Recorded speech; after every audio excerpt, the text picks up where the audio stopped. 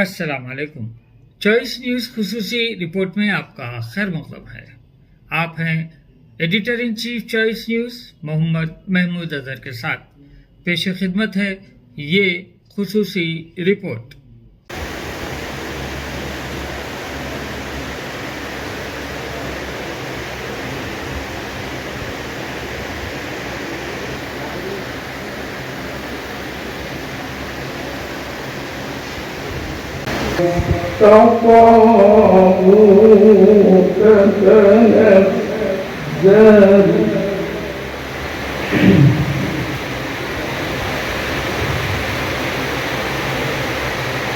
تتنزل عليهم الملائكة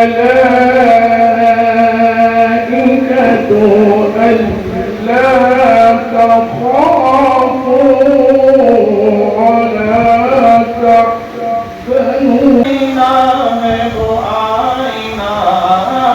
بچا بچا کے نہ رکھنی سے تیرا آئینہ ہے وہ آئینہ کہ شکست ہو تو عزیز تر کہ شکست ہو تو عزیز تر ہے نگاہ آئینہ ساز میں تجھے کیا ملے گا نماز میں تجھے کیا ملے گا نماز میں نہ کہیں جہاں میں امان ملی جو امان ملی تو کہاں ملی نہ کہیں جہاں میں امان ملی جو امان ملی تو کہاں ملی میرے جرم خانہ خراب کو میرے جرم خانہ خراب کو تیرے عفو بند نواز میں تجھے کیا ملے گا نماز میں تجھے کیا ملے گا نماز میں نہ وہ عشق میں رہی گرمیاں نہ وہ حسن میں رہی شوقیاں نہ وہ اجنبی میں تڑپ رہی نہ وہ غم ہے زلف ایاز میں تجھے کیا ملے گا نماز میں اللہ پاک نے فرمایا دو کیٹیگریز انسانوں کی جن کو اللہ پسند فرماتا ہے وہ دو کیٹیگریز ہیں کس کی تو اللہ پاک فرماتا ہے پہلے بندے وہ جو خوب توبہ کرنے والے ہیں دوسرے بندے وہ جو خوب صاف ستھرے رہنے والے ہیں عزیزان کرام اس میں دو قسم کی پاکیزگیوں کا اللہ پاک نے ذکر فرمایا ایک ہے تن کی پاکیزگی ایک ہے من کی پاکیزگی ایک ہے جسم کی پاکیزگی ایک ہے روح کی پاکیزگی عزیز دوستو یہ دونوں کی دونوں چیزیں بڑی امپورٹنٹ ہیں کہ انسان کا جسم بھی پاک ہو انسان کا قلب بھی پاک ہو انسان کا ظاہر بھی پاک ہو انسان کا باطن بھی پاک ہو انسان کا جسم بھی پاک ہو انسان کی روح بھی پاک ہو عزیزان اکرام متطہر اللہ پاک فرماتا ہے اللہ ان کو پسند فرماتا ہے تب پارا اللہ ان کو پسند کرتا ہے عزیز دوستو دو پاکیزگیوں کا ذکر ہے ایک ظاہر کی پاکیزگی ایک باطن کی پاکیزگی عزیز دوستو ظاہر کی پاکیزگی کا جو نظام ہے جو سسٹم ظاہر کو پاک کرتا ہے اس سسٹم کو شریعت کہتے ہیں عزیزان اکرام شریعت کا جو پہلا باب ہے وہ باب ہی طہارت کا باب ہوتا ہے اس میں طہارت کا دینی آغاز ہوتا ہے کتاب الوضو سے آغاز ہوتا ہے پھر اس کے بعد کتاب الغسل آتی ہے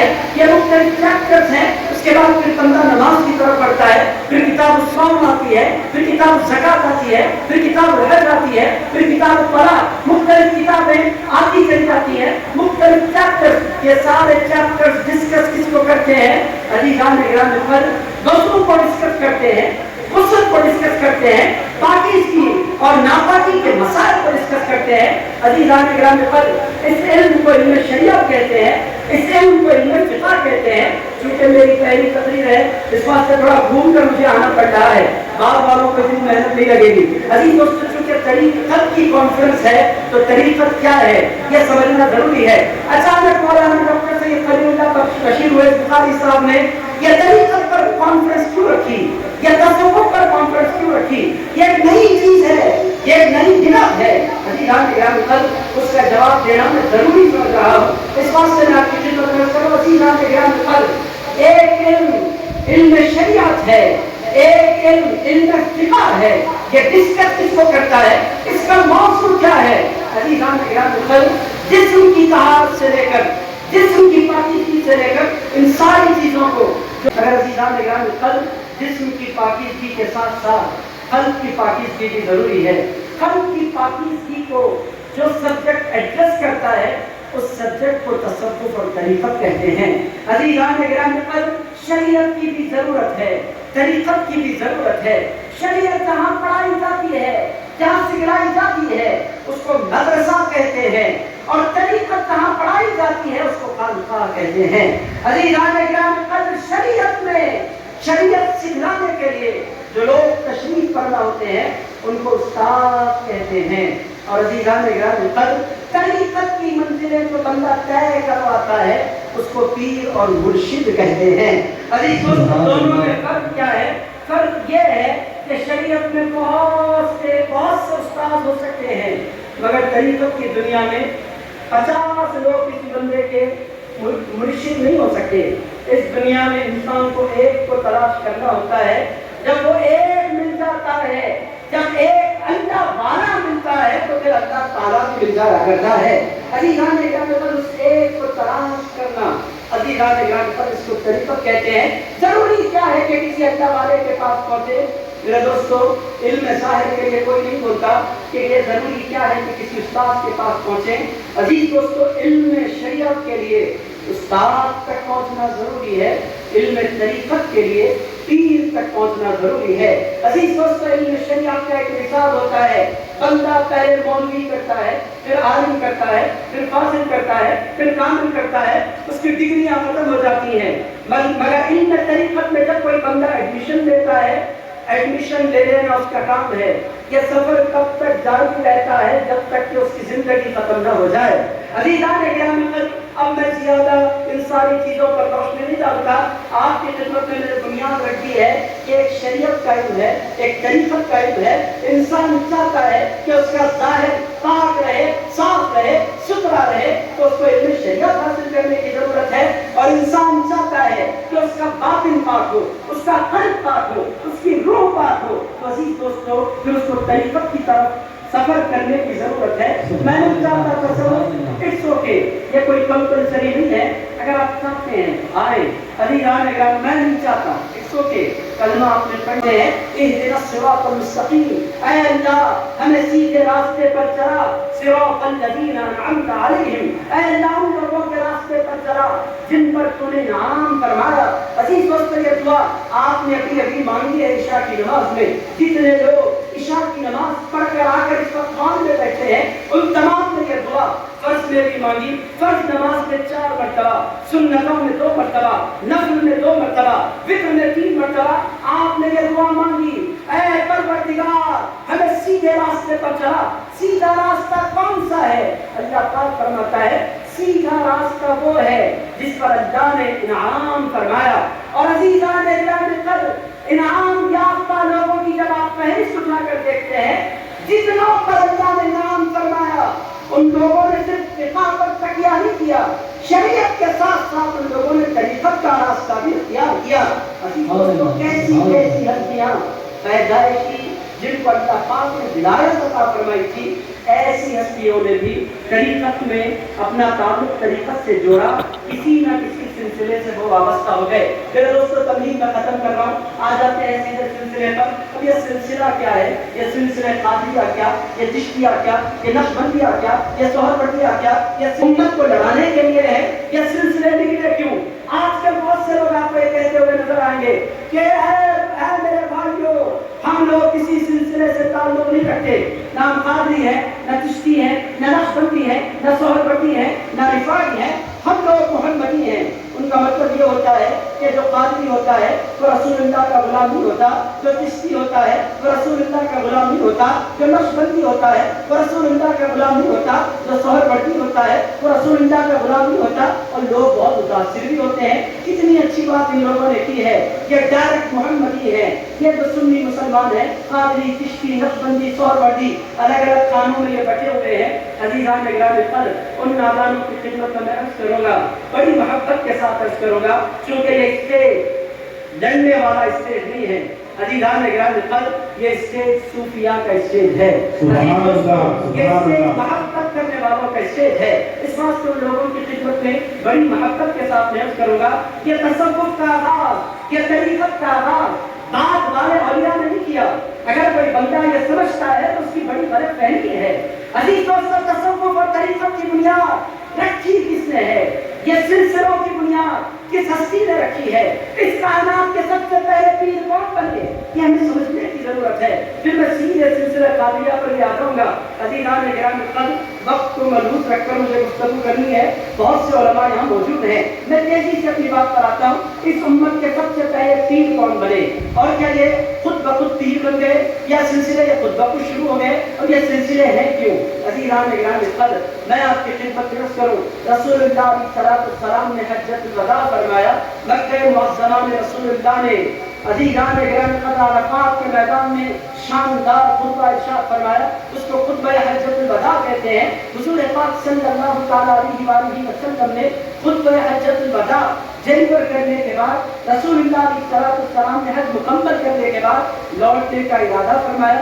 حضور پاک علیہ السلام لوٹنے لگے، راستے میں ایک مقام آیا، اس مقام کو غدیر خود کہتے ہیں۔ حضور پاک صلی اللہ تعالیٰ علیہ وآلہ وسلم نے اس مقام پر رسول اللہ علیہ السلام نے قیام فرمایا اور اعلان فرمایا کہ میں کچھ کہنا چاہتا ہوں۔ حضور علیہ السلام ایک اونچے ٹیلے پر تشریف لے گئے۔ میں نے آپ کی خدمت میں عرض کر رہا ہوں کہ طریقت کی بنیاد کہاں رکھی گئی، کب رکھی گئی، اس کا آغاز کب ہوا؟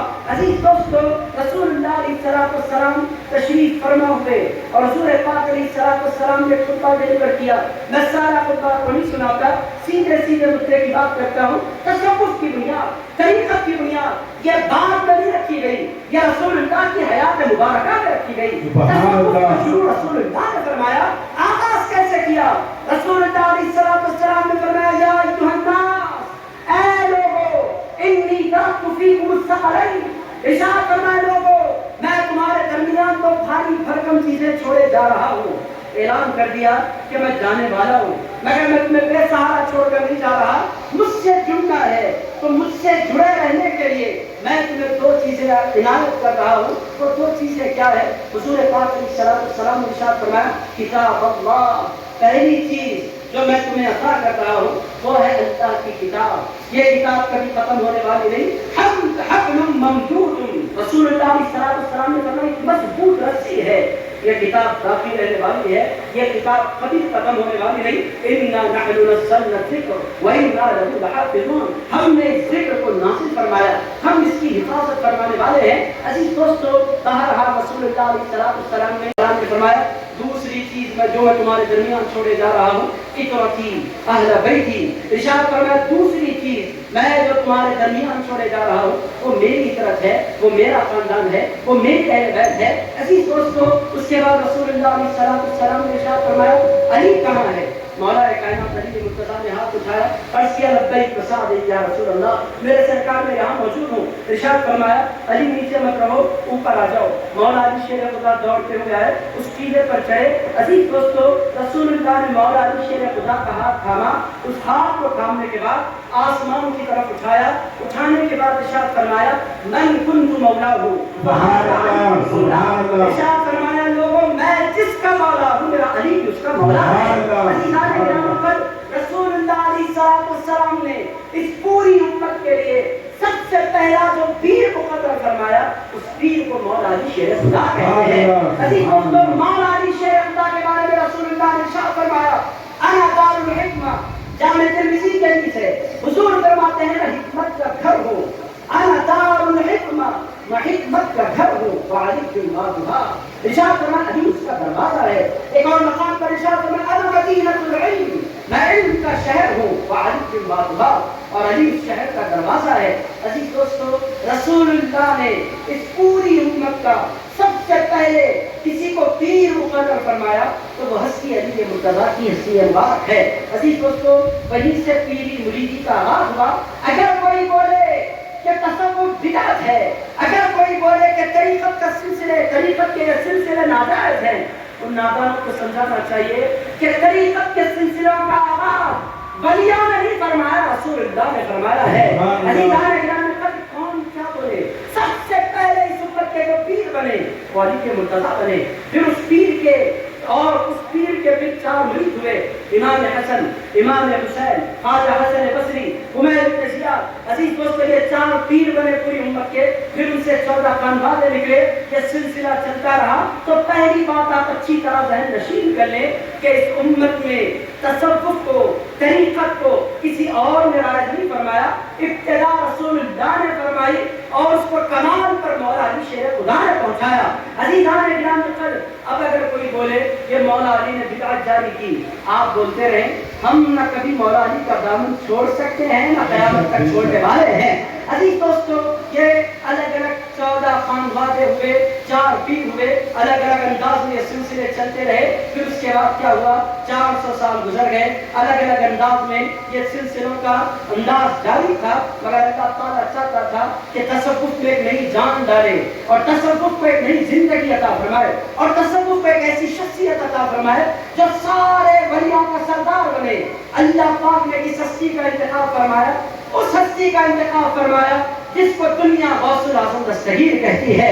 عزیز دوستو، بغداد کے افق پر وہ سورج چمکا جن کو پیران پیر کہتے ہیں، روشن ضمیر کہتے ہیں، دستگیر کہتے ہیں، محی الدین کہتے ہیں، سلطان الاولیاء کہتے ہیں، باز الاشرف کہتے ہیں، پیران پیر کہتے ہیں۔ عزیزان گرامی، وہ تشریف لائے، بغداد کے منبر پر گانا افروز ہوئے۔ عزیز دوستو، وہاں سے پھر سلسلے کا آغاز ہوا۔ سلسلہ اب تک خانوادے تھے، خانوادے سلسلوں میں تبدیل ہونے لگے۔ سب سے پہلے جو سلسلہ افق پر جاری ہوا اور ظاہر ہوا وہ سلسلہ سرکار پیران پیر غوث الاعظم دستگیر کا سلسلہ تھا۔ اس سلسلے کو سلسلہ قادریہ کہتے ہیں۔ اب میرے دوستوں، ایک مثال کے ذریعے اور میں واضح کر دیتا ہوں۔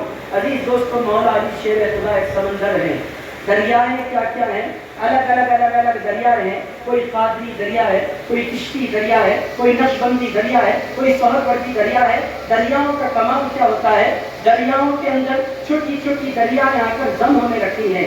عزیز دوستو، اسی طرح چھوٹے چھوٹے سلسلے آ کر یہ 4 بڑی دریاؤں میں ضم ہوتے ہیں۔ قادری دریا میں، چشتی دریا میں، نقشبندی دریا میں، سہروردی دریا میں سارے سلسلے آ کر ضم ہوتے ہیں اور پھر یہ دریائیں چلتی ہیں، رکتی ہوئی ہیں۔ عزیز دوستو، مرید کا ہاتھ پیر کے ہاتھ میں ہوتا ہے، پیر کا ہاتھ اپنے پیر کے ہاتھ میں ہوتا ہے، اس کا ہاتھ اپنے پیر کے ہاتھ میں ہوتا ہے۔ ایک وعدہ کہ اے پروردگار، کوئی میرے سلسلے میں مرید نہ ہو، اور اگر مرید ہو جائے تو اے اللہ تجھے میری لاز رکھنی ہوگی۔ اے محبوب، کیسے لاز رکھنی ہے؟ ارشاد فرمائے جو میرا مرید ہو جائے اس کی جب بھی موت آئے گی 2 چیزوں پر اس کی موت آنی چاہیے۔ ایک، ایمان پر اس کی موت آنی چاہیے، دوسری سچی توبہ پر اس کی موت آنی چاہیے۔ عزیزان گرامی قدر، غوث الاعظم دستگیر فرماتے مجھے ایک دفتر دیا گیا، بڑے پیر فرماتے مجھے ایک دفتر دیا گیا، میرے پہلے مرید سے لے کر قیامت تک آنے والے سارے مریدوں کے نام اس میں درج تھے۔ پھر میں نے اللہ کی بارگاہ میں عرض کیا، مولا یہ دفتر کس کا ہے؟ ارشاد فرمایا، اے عبد القادر، یہ تیرے مریدوں کا دفتر ہے، اور اے عبد القادر اور غوث الاعظم سن لے، میں نے تیرے واسطے سے تیرے سارے مریدوں کی مغفرت فرما دی ہے۔ عزیزان گرامی قدر، حضرت، اب میں بہت آپ کی خدمت پیش کروں، حضرت پیران پیر فرماتے ہیں میں نے پرسنلی جہنم کے داروغہ مالک سے ملاقات کی، ملاقات کر کے پوچھا، اے مالک، جہنمیوں کی فہرست اللہ نے تجھے پہلے سے عطا فرما دی، سچ سچ بتا کوئی ایک میرا مرید بھی تیری فہرست میں پایا جاتا ہے؟ مالک نے کہا، اللہ کی عزت کی قسم، آپ کے غلاموں میں سے کسی ایک کا نام بھی جہنمیوں کی فہرست میں شامل نہیں ہے۔ جو آپ کا مرید ہو جاتا ہے اللہ اس کو جنت عطا فرما دیا کرتا ہے۔ عزیزان گرامی قدر، بہرحال سلسلہ قادریہ تمام سلسلوں میں اس واسطے سب سے زیادہ اہمیت رکھتا ہے کہ اس کی نسبت پیر سے نہیں ہے، اس کی نسبت پیران پیر سے ہے۔ عزیزان گرامی قدر، اس کی نسبت ولی سے نہیں ہے، اس کی نسبت سلطان الاولیاء سے ہے، اس کی نسبت کنگ سے نہیں ہے، اس کی نسبت کنگ میکر سے ہے۔ عزیزان گرامی قدر، سلسلہ قادریہ کی اہمیت کیا کہ سلطان الاولیاء کا وہ سلسلہ ہے۔ اس کا مطلب کہ یہ نہیں نہ سمجھے آپ کہ کوئی اور سلسلہ غلط ہے یا برا ہے یا چھوٹا ہے، ہر سلسلہ شان۔ کام یہ ہے کہ ان راستوں سے لے جا کر وہ مدینے کے تاجدار کی بارگاہ تک پہنچاتے ہیں۔ یہاں تک تو 4 راستے ہیں، جب آقا کی بارگاہ میں پہنچ گیا، جو نبی تک پہنچ گیا وہ خدا تک پہنچ جاتا ہے۔ سبحان اللہ بے شک۔ اب راستے ہیں تو یہ بھی ہے کہ کوئی راستہ پہاڑی راستہ ہو سکتا ہے، کوئی سمندری راستہ ہو سکتا ہے، کوئی ویران اور جنگل سے لے کر گزارتے ہیں، کوئی قریب کا راستہ ہوگا، کوئی دور کا راستہ۔ راستہ تو راستہ الگ الگ ہے، منزل ایک ہے۔ اسی لیے میں سلسلہ نقشبندیہ کی فضیلت کے لیے بس یہی عرض کرنا چاہتا ہوں کہ اس سلسلے کو جو شرف حاصل ہے کہ سارے سلسلوں کے شیوخ اپنے مرید کو نبی کی بارگاہ میں پیش کرتے ہیں، مرید کو لاتے ہیں اور نبی کی بارگاہ میں پیش کرتے ہیں، اور سب سے قریب راستہ نقشبندیت کا اس لیے ہے کیونکہ ہمارا بانی جب اپنے مرید کو نبی کے پاس پیش کرنا چاہتا ہے تو لے جانا نہیں پڑتا۔ جس گنبد خضرا میں نبی آرام کر رہے ہیں، صدیق اکبر بھی وہی آرام کر رہا ہے۔ سبحان اللہ۔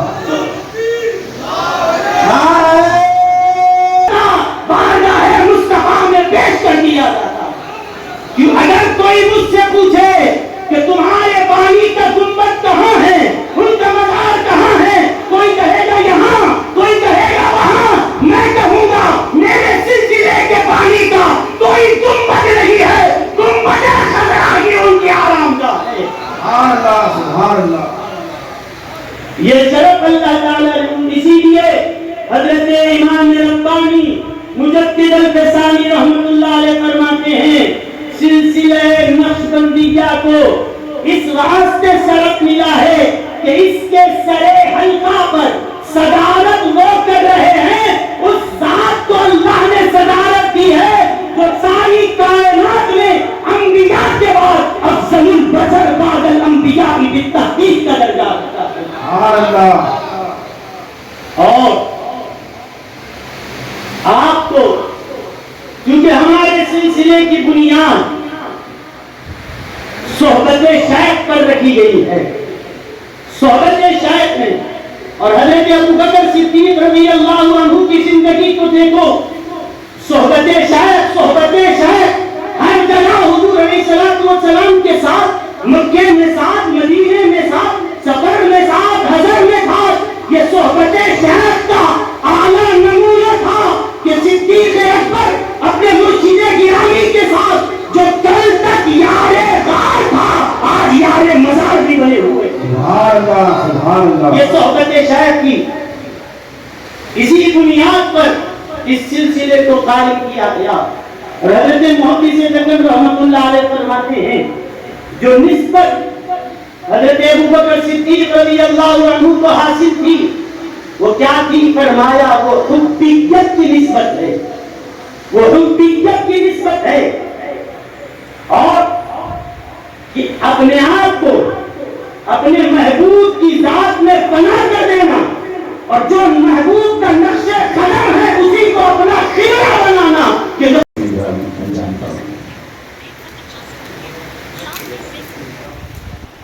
اس کتاب کو یہ پہلے تو ماسٹرس کو آپ حاصل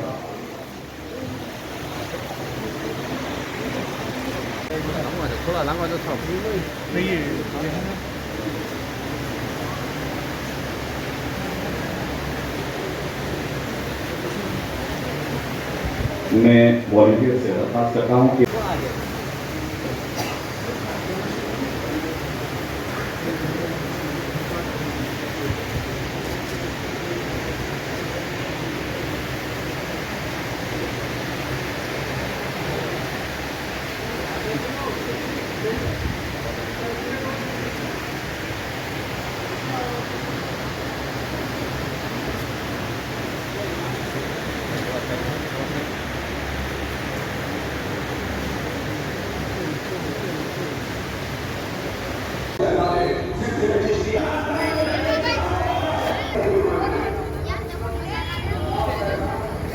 पढ़ने से, किताबों को देखने से, मुताला करने से ये चीज हासिल होती है। जैसे कुरान मजीद पढ़ते हैं, उसकी तफसीरें पढ़ते हैं, हादीस शरीफा पढ़ते हैं, उसके तशरीहात पढ़ते हैं, उसके शुरुआत पढ़ते हैं, उसके माना व मतलब जानते हैं कि ये सारे का सारा कलाम इलाही हो या हुजूर पाक अलैहिस्सलाम का कलाम हो, ये दो इस्लाम की बुनियादें हैं। कोई भी शख्स कुरान से हटकर या हदीस से हटकर कोई बात न कर सकता है, न कोई अमल अपना बना सकता है। सारे इस्लाम की दीन की बुनियाद किताब व सुन्नत पर है। इसके बाद इसकी तशरीह में जो है आप देखिए इजमाए उम्मत आएगा और क़ियास व इज्तिहाद आएगा, लेकिन असल बुनियादी दो चीज़ें हैं, इसके दिमाग में वो दो चीज़ें आए। तो इस तरह से जो है बताया गया कि अल्लाह सुब्हानहू व तआला ने अपना कलाम तो नाज़िल फरमाया, लेकिन उस कलाम की सबसे पहले तारीफ किसने की? हुजूर पाक अलैहिस्सलाम ने। किसको दी? सहाबा को। सहाबा ने ताबईन को दी, ताबईन ने तबे किसी तरह ये सिलसिला आज तक जारी होता है। इसी तरह अहादीस शरीफा किसके सामने बयान हुई? तो अहादीस शरीफा सबसे पहले सहाबा के सामने बयान हुई, क्योंकि सहाबा से हटकर हुजूर पाक अलैहिस्सलाम का कोई कलाम और सुनने वाला नहीं हो सकता। सहाबा के जरिए ताबईन को चीज मिली, ताबईन के जरिए तबे ताबईन को चीज मिली। इसी तरह वो सिलसिला आज तक जारी व सारी है। अगर हम सहाबा को हटा देंगे, ताबईन को हटा देंगे, तबे ताबईन को हटा देंगे, आइम्मा को हटा देंगे, तो फिर ये सिलसिला मुनक़ति होकर कई इंतशार का शिकार हो जाए। जब तक ये सिलसिले की कड़ी बाकी न रखी जाए कोई चीज हासिल नहीं हो सकती। तो ये तो इसी तरह बताया गया कि देखो हुजूर पाक अलैहिस्सलाम ने तालीम में किताब व हिकमत भी फरमाई और तज़किये नफ्स भी फरमाई। कुरान मजीद में है वमा उबर्रिउ नफ्सी इन्न नफ्स लअम्मारतुन बिस्सू। पैगंबर कह रहे हैं कि मैं अपने नफ्स को गरीब नहीं करता, क्योंकि नफ्स का काम क्या है? नफ्स का काम बुराई का हुक्म देना, बुराई की तरफ ले जाना है। इल्ला मा रहम रब्बी, मगर इससे वही शख्स बच सकता है जिसके अल्लाह रहम फरमाए। तो ये है तो तज़किये नफ्स के लिए क्या करना पड़ता है, उसकी तालीम भी, उसका तरीक़ा भी हुजूर पाक अलैहिस्सलाम ने बयान फरमाया। अब ये सवाल पैदा होता है कि सहाबा को हम देखते हैं कि वो तज़किये लेके बैठे हुए नजर नहीं आते, ये वज़ाइफ पढ़ते हुए नजर नहीं आते, ये फलां करते हुए नजर नहीं आते। देखो हर एक का तज़किये नफ्स उसके अपने मरातिब के लिहाज से। आप अंबिया के बारे में नहीं सोच सकते कि वे अंबिया ये वजीफा पढ़ते कहाँ बैठे थे। अंबिया के बारे में नहीं सोच सकते कि वो जो है ऐसा क्या करते थे। तो बताया गया हर एक मरज का इलाज मरीज के लिहाज से और मरज के लिहाज से होता है। हर एक को एक ही पैमाने में नहीं तोला जा सकता। तो बताया गया कि अंबिया किराम अलैहिस्सलाम मासूम है, तो मासूम है तो उनका तज़किया नफ्स की जरूरत क्या है?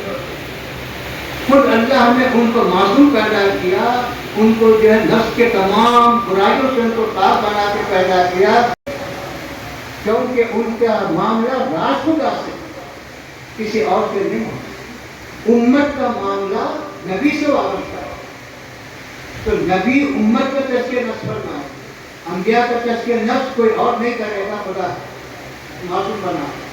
अब उम्मत का तज़किया नफ्स हुजूर पाक अलैहिस्सलाम फरमाएंगे, तो फिर सहाबा का तज़किया नफ्स कैसा हुआ? तो बताया गया कि सहाबा का तज़किया नफ्स उनकी ना इबादतों से हुआ, ना उनकी रियाजतों से हुआ, نہ ان کے علم سے ہوا نہ کسی اور چیز سے ہوا. ان کا نفس تزکیہ نفس حضور پاک علیہ السلام کی توجہ سے ہوا، آپ کی عنایت سے ہوا، آپ کے دیدار سے. صحابی کی تعریف آپ جو پڑھتے ہیں کیا پڑھتے ہیں؟ صحابی کی تعریف یہ نہیں بتلائی گئی کہ جو یہ سند دے وہ صحابی ہے، جو بخاری پڑھے وہ صحابی، یا ترمذی پڑھے وہ صحابی، یا یہ کتابیں پڑھے، یہ نہیں ہے. ان کو کسی علم کی ڈگری کی ضرورت نہیں ہے، ان کو کسی عمل کے سند کی ضرورت نہیں ہے، ان کو کسی چیز کی ضرورت نہیں. پھر کس چیز کی ضرورت ہے؟ بس دیدار مصطفیٰ سب سے بڑی سند ان کو ہے. اس کی وجہ سے ان کا تزکیہ بھی ہوگا، درجہ بھی مل گیا، خدا کے مقبول بھی بن گئے. اور حضور پاک علیہ السلام کی عدالت کا مطلب کیا ہے؟ عدالت کا مطلب یہ ہے کہ وہ شخص جو سچ بولتا، وہ شخص جو اللہ کے پاس مقبول ہے، وہ شخص جس کی عبادت تمام چیزیں جو ہے مقبول ہیں، شریعت کے مطابق ہیں، تو بتا ہے کہ صحابہ سے بڑھ کر کوئی اور نہیں بن سکتا. یہ چنانچہ آپ دیکھتے ہیں کہ حضرت آدم علیہ السلام کے دیکھنے والے بھی گزرے، حضرت نوح علیہ السلام کے دیکھنے والے گزرے، حضرت ابراہیم علیہ السلام کے دیکھنے والے گزرے، تمام انبیاء کے دیکھنے والے گزرے. لیکن اللہ سبحانہ و تعالیٰ نے کسی نبی کے دیکھنے والوں کو صحابہ نہیں کہا ہے. تو مطلب صرف صحابہ انہیں کو کہا جو اپنے حبیب پاک کے دیکھنے والے ہیں، انہیں کو صحابہ. اور یہ شرف صرف انہی لوگوں کو ہے، کسی اور امت کی چن، کسی اور کو نہیں. تو اس لحاظ سے یہ سمجھنا کہ صحابہ ایسا نہیں کرے، ان کو ضرورت ہی نہیں ہے.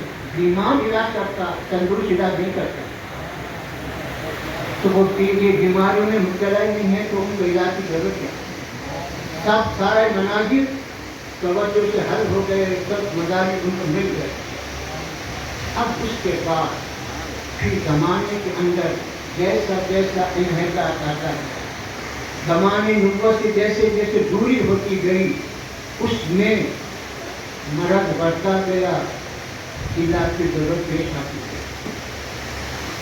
تو اب اس کے بعد حضور پاک علیہ السلام کے عہد مبارک میں، صحابہ کے عہد مبارک میں فقہ حنفی کیا چیزیں کوئی آج پوچھتا کہ صحابہ حنیفہ تھے، کیا صحابہ شافعی تھے، کیا صحابہ حنبلی تھے. ان کو نہ حنفی ہونے کی ضرورت تھی، نہ ان کو شافعی ہونے کی ضرورت تھی، ان کو کسی اور چیز کی ضرورت نہیں. یہ سب ان کے فیض یافتہ بننے کے بعد حنفی بنے، ان کے فیض یافتہ بننے کے بعد شافعی بنے، ان کے فیض یافتہ بننے کے بعد حنبلی بنے، مالکی بنے. ان صحابہ کو ضرورت نہیں. تو جس طرح دوسری صدی ہجری میں یہ فقہ کے مدارس بن گئے، 4 فقہ بن گئے، پھر اسی طرح جو ہے مفسرین کی ایک جماعت بن گئی، پھر اسی طرح جو ہے تزکیہ نفس کرنے والے بزرگوں کی ایک جماعت، ان کا بھی ایک سلسلہ بن گیا. تو یہ سلسلہ تزکیہ نفس، اس کو آپ تصوف کریے، طریقت کریے، جو بھی نام دیتے سب ہے. احسان بھی کریے، احسان بھی کا ایک نام ہے، تصوف بھی ایک نام ہے، سبھی اس کے نام، یہ صحیح. لیکن یہ بات بتائی گئی کہ حضور پاک علیہ السلام نے جن کو طریقت کی تعلیم دی، طریقت کا جو ہے درس دیا، ان میں خلفائے راشدین. لیکن حضرت عمر اور حضرت عثمان غنی رضی اللہ تعالیٰ عنہ کا سلسلہ چند سالوں تک چل کر دوسرے سلسلوں میں دم ہو گیا، اور حضرت ابوبکر صدیق اور حضرت علی رضی اللہ تعالیٰ عنہ کا سلسلہ یہ آج تک جاری و ساری ہے. اب حضرت ابوبکر صدیق سے سلسلے نقشبندیہ کی جو ابتدا وہاں سے وہ سلسلہ ملتا ہے، اور حضرت علی رضی اللہ تعالیٰ عنہ سے ماں باقی تینوں سلاسل، قادریہ ہو، چشتیہ ہو، سہروردیہ ہو، یہ حضرت علی رضی اللہ تعالیٰ عنہ سے ملتا ہے. اس لیے اہل سنت کہتے ہیں کہ جس طرح چاروں فرقہ برحق ہے، اسی طرح یہ چاروں سلاسل بھی برحق ہے. ان کے برحق ہونے میں کوئی سلسلے درمیان سے نہیں نکلے. یہ سلسلے حضور پاک علیہ السلام سے जारी होकर इन बुजुर्गों के वास्ते से वास्ता दर वास्ता ये आज तक जारी है। लेकिन इसमें एक शक पैदा करते हैं लोग कि कादिया का मतलब ये है कि हुजूर गौसे पाक रज़ियल्लाहु ताला अन्हु से सिलसिला शुरू, चिश्तिया का मतलब ये है कि हुजूर गौसे नवाज से सिलसिला शुरू था। हालांकि ऐसी हकीकत नहीं। इन बुजुर्गों से पहले इन सिलसिलों के नाम कुछ और थे। वो नाम मुख्तलिफ नामों से वाबस्ता होकर जब हुजूर गौसुल आज़म रज़ियल्लाहु ताला अन्हु के पास जब ये सिलसिला आया तो आपके मुतद्दिबाना कारनामों की वजह से उसकी निस्बत आपकी तरफ की गई। वो सिलसिले की इब्तिदा आपसे हुई ऐसा नहीं। सिलसिले की इब्तिदा तो हुजूर पाक अलैहिस्सलाम से सैयदना अली रज़ियल्लाहु ताला अन्हु, लेकिन आपके तजदीदी कारनामों की वजह से उसकी निस्बत आपकी तरफ। इसी तरह सिलसिले चिश्तिया की भी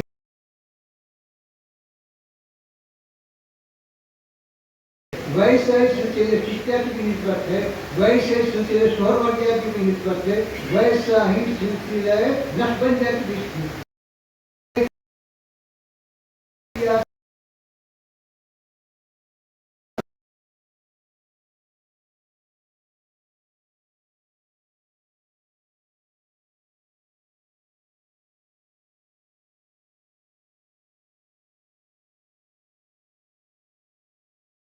ले जावे हिदायत बंदे दरख्शां सितारे बंदे उनकी राहों पर चलने वालों के लिए हिदायत पर नामज़द होने की बिशारतें और खुशखबरियां दी गई। लेकिन अल्लाह के हबीब अलैहिस्सलातु वस्सलाम ने क़यामत तक आने वालों के लिए कि दिलों की सफाई हो, उनके नुफूस का तस्किया हो, उम्मत के सुलहा के कुलूब के अंदर अपने मारिफ को ऐसा मुंतकिल किया कि हस्बे अहवाल लोगों के दिलों की तस्किये के लिए, दिलों के तस्किये के लिए एहतमाम फरमाते रहे। इसी वजह से ये चारों सलासिल तरीक़त है, कादिरिया हो कि नक्शबंदिया, चिश्तिया हो कि सोहरवर्दिया, सबका मकसूद यही है कि नुफूस का तस्किया किया जाए, कुलूब को पाक साफ बनाया जाए, अच्छे अखलाक का इंसान को हामिल बनाया जाए, बुरी सिफतों से उसको बाज रखा जाए। तस्किये का क्या मतलब है? बारहा हम बोलते हैं कि तस्किये नुफूस असल मकसूद है तरीक़त की राह से मुंसलिक होने के हवाले से। हर तरीक़त की राह से मुंसलिक होने वाले के लिए जरूरी है कि वो नफ्स का तस्किया करे। क्या मतलब है नफ्स का तस्किया? नफ्स को संवारने का क्या मतलब है? दो बातें हैं, एक को फज़ाइल कहते हैं, दूसरे को रज़ाइल कहते हैं। फज़ाइल का मतलब खूबियाँ, अच्छे सिफ़ात और अच्छे अखलाक से अपने आप को आरास्ता करना, ये नफ्स को संवारना है। रज़ाइल से, बुरी सिफतों से अपने आप को बचाना और नफ्स की कुदूरतों का खात्मा करना, ये नफ्स को संवारना है। महज किसी मर्द आगा के हाथ में हाथ देकर ये समझ लेना कि शेख तरीक़त का दामन हमने थाम लिया है, अब तो जन्नत का रास्ता हम पर आसान हो गया, अगर हमारे लिए यकीनन जन्नत की तैयारी बन जाएगी। सरकार बाबा फरीदुद्दीन मसूद गंजे शकन जैसी दात सामने आती है और खुसूसियत ये है, और बाबा फरीद वो जात है जिसको अल्लाह तबारक व तआला ने जिसके हाथ पर सिलसिले चिश्तिया को अजम से लेकर अरब तक पहुंचाया है। और सरकार बाबा फरीद के क्या कहने, जिनके बारे में खुद ख्वाजा खाजगार सरकार गरीब नवाज ने इरशाद फरमाया था कि ऐ खुतबुद्दीन ये फरीद है, तुम्हारे पिंजरे में बड़ा बाज आ चुका है। उसके बाद इरशाद फरमाया, सरकार गरीब नवाज ने फरमाया कि ऐ खुतबुद्दीन मैं देख रहा हूँ कि क़यामत तक के औलिया और फुकरा के आंगन में रोशनी होगी तो फरीदुद्दीन के खदमों की बरकत से होगी। फिर जब सरकार बाबा फरीद गंजे शकर जैसी जात निगाहों के सामने से हटती है तो मसलत खाली नहीं रही। एक तरफ आलम पनाही क़िबलागाही सुल्तानुल मशाइख ख्वाजा निज़ामुद्दीन औलिया महबूब इलाही जलवगर है, तो दूसरी तरफ सरकार अलाउद्दीन मखदूम साबिर कलियरी नजर आते हैं। सिलसिले चिश्तिया की ये खुसूसियत रही है, ये क्या बात नहीं करे, अपने अपने जमाने के आफ्ताब व महताब जाहिर होते रहे हैं। सरकार निज़ामुद्दीन औलिया है एक तरफ, सरकार साबिर कलियरी है एक तरफ, फिर उनके बाद ये मसलत खाली नहीं रही। निज़ामुद्दीन औलिया के बाद जैसे ही आप दुनिया से तशरीफ ले गए, आपके बाद बंदगी मखदूम सरकार नसीरुद्दीन महमूद चिराग दहली जैसी जात एक तरफ चमकती है, एक तरफ हजरत حقیقی سراج الدین چشتی آئین ہند صاحب ہدایت النحو جیسی بات سامنے آتی ہے. آپ دیکھیں جب سرکار نصیر الدین چراغ دینی رحمت اللہ علیہ اس دنیا سے تشریف لے گئے, مسند خالی نہیں رہی. دکن کی ولایت کا تاجدار سرکار بندہ نواز کے سلطان چشتیوں کی مسند پہ بیٹھے اور دنیا کو بتایا کہ مولا علی کی ظاہری اور باطنی وراثتوں کے وارث اللہ نے خاندان چشتیہ کے خاندان کو بنایا.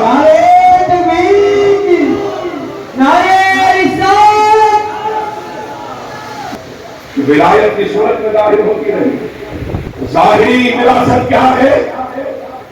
تاجدار کائنات احمد مختار صلی اللہ علیہ وسلم نے شب معراج سے تشریف لانے کے بعد وہ جبہ مبارک جو آپ نے شب معراج میں زیادتاً فرمایا تھا, جس کے متعلق رب کریم سے آپ نے عرض کیا تھا کہ مالک یہ کیا صرف میرے لیے ہے یا میری امت میں کسی اور کو بھی دیا جا سکتا ہے.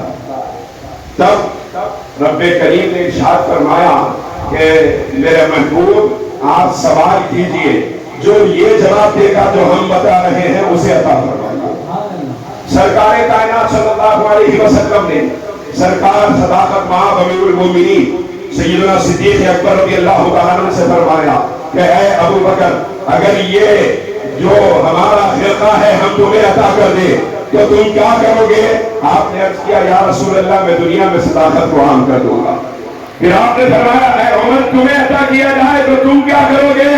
آپ نے عرض کیا یا رسول اللہ اگر یہ مجھے عطا کیا گیا میں دنیا میں عدالت کو عام کر دوں گا. پھر آپ نے فرمایا عثمان تمہیں دیا جائے تو تم کیا کرو گے؟ آپ نے عرض کیا یا رسول اللہ میں دنیا میں حیا کو عام کر دوں گا. پھر فرمایا علی تمہیں دیا جائے تو کیا کرو گے؟ مولا علی نے عرض کیا یا رسول اللہ اگر یہ جبہ مجھے عطا کر دیا گیا تو میں آپ کی امت کے گناہگاروں کے گناہوں کی پردہ پوشی کروں گا. مصطفیٰ کریم نے فرمایا علی تم ہی ہو جس کے لیے جبہ عطا کیا گیا. یہ مولا کائنات نے خواجہ حسن بصری کو, انہوں نے عبدالواحد بن زید کو, انہوں نے حضرت ابراہیم بن ادہم کو, انہوں نے فضیل بن عیاض کو, انہوں نے حذیفہ مرشی کو, انہوں نے حبیرہ بصری کو, انہوں نے منشاد دینوری کو, انہوں نے اسحاق شامی کو, چشتی جو سلسلے چشتیہ کے بانی ہے آپ کو عطا فرمایا. انہوں نے خواجہ احمد عبدال کو, انہوں نے خواجہ ابو محمد کو, انہوں نے حضرت ناصر الدین ابو یوسف کو, اور انہوں نے حاجی شریف زندانی کو, انہوں نے عثمان ہارونی کو, اور انہوں نے سلطان الہند تاج رسول خواجہ معین الدین چشتی اجمیری کو عطا فرمایا. غریب نواز نے بختیار کاکی کو, انہوں نے بابا فرید کو, انہوں نے محبوب الہی کو, اور محبوب الہی نے خواجہ برہان الدین غریب کو عطا فرمایا. اور خواجہ برہان الدین غریب نے اپنے خلیفہ شیخ زین الدین شیرازی کو عطا فرمایا جو آج بھی خلدآباد شریف میں ان کے آستانے میں موجود ہے, اور لاکھوں کی تعداد میں ہر 12 ربیع الاول کو لوگ جا کے زیارت کر رہے ہیں. یہ جبہ پاک احمد مختار اس بات کا اعلان کر رہا ہے کہ خاندان چشتیہ کے خاندان کو اللہ تبارک و تعالیٰ نے مصطفیٰ کی ظاہری وراثتوں کا وارث بنایا, اور تمام سلسلوں کا یہی عالم ہے. ہر ایک کو الگ الگ نعمت دی گئی ہے, جیسے ابھی حضرت شیخ الجامعہ دامت برکاتہ القدسیہ نے فرمایا ہر ایک کو الگ الگ نعمت دی گئی ہے.